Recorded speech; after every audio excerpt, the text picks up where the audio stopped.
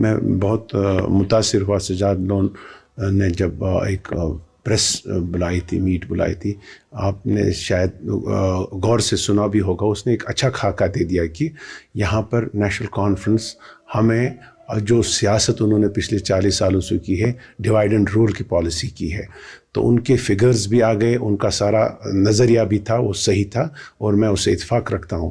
اور انہوں نے جہاں تک ہماری جب اپنے کشمیر اپنی پارٹی کو دعوت دی ہے اور کہا ہے، سپورٹ مانگنے کے لیے کہا ہے، مجھے لگ رہا ہے کہ سیاست میں دروازے بند نہیں کرنے چاہیے.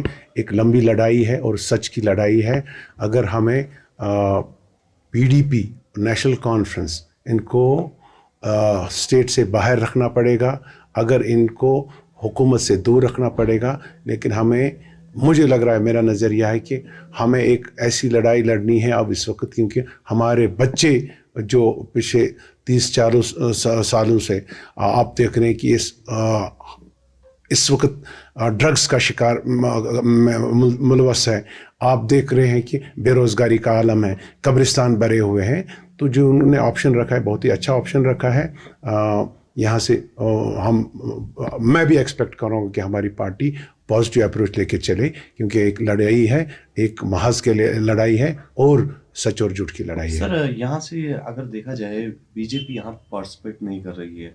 این سی پی ڈی پی نے یہ پہلے ہی بولا کہ ہماری جنگ بی جے پی سے ہے، تو کیا اب وہ جنگ این سی کا اور پی ڈی پی کا جو ہے اپنی پارٹی اور سجاد لون کی پارٹی کے ساتھ ہوگا؟ مجھے سرپرائز نہیں ہونا چاہیے کہ بی جے پی کے پاس یہاں ووٹ پرسنٹیج مجھے نہیں لگ رہا ان کا ووٹ اتنا ہے کہ وہ پارلیمنٹ الیکشن لڑیں. ہاں، جموں میں ان کی حیثیت بہت بڑی ہے، تو وہاں انہوں نے کینڈیڈیٹ اٹھائے، یہ مجھے نظر آ رہا ہے.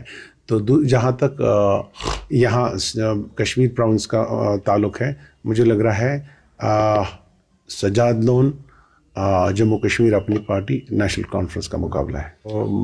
سب سے پہلے خوشی لگ رہی ہے کہ لوگ ریسپانس دے رہے ہیں، لیکن جب ان کی ڈیمانڈز سنتے ہیں، جب ان کی فریادیں سنتے ہیں، بہت مایوسی ہو جاتی ہے.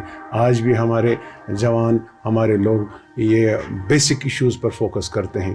کوئی 370 پہ بات ہی نہیں کر رہا ہے، کوئی 35 پہ بات ہی نہیں کر رہا. آج بھی لوگ بولتے ہیں بجلی اس وقت بہت بڑا کرائسس ہے، بے روزگاری اس وقت کرائسس ہے، ڈرگس یہاں پر اس وقت بہت چیلنجنگ ایشو ہے. تو ان کے ڈیولپمنٹل ایشوز پر لوگ ابھی بھی فوکس کرتے ہیں. وہ چاہتے ہیں کہ یہ جو پارلیمنٹ ممبر وہاں جائے، وہ ابھی بھی امیدیں رکھتے ہیں کہ ڈیولپمنٹل ایشوز پر، کوئی بڑی پولیٹیکل ایشوز پہ کوئی بات ہی نہیں کر رہا ہے. سر آخری سوال وہ یہ ہے کہ اس سے پہلے بھی آپ نے الیکشن لڑے ہیں، سری نگر سے لڑے، آپ نے جیتا بھی ہے، عمر عبداللہ آپ کے اپوزٹ تھا. تو کیا اس ٹائم آپ کو پارٹی کی وجہ سے ووٹ ملا یا آپ اپنے فیس پہ؟ یہ آنے والا وقت ہی آپ کو بتائے گا کہ مجھے اپنا ووٹ تھا، جو محنت میں نے کی ہے، لوگوں کے بیچ رہا اور لوگوں کی ہمیشہ نمائندگی کی اور لوگوں کے ساتھ شان بہ شانہ ان کے دکھ سکھ میں شریک رہا. تو آنے والا وقت ہی آپ کو بتائے گا کہ کیا صحیح ہے، کیا غلط. آخر میں لوگوں سے یہی اپیل کروں گا کہ آج چینج کے ساتھ آ جاؤ.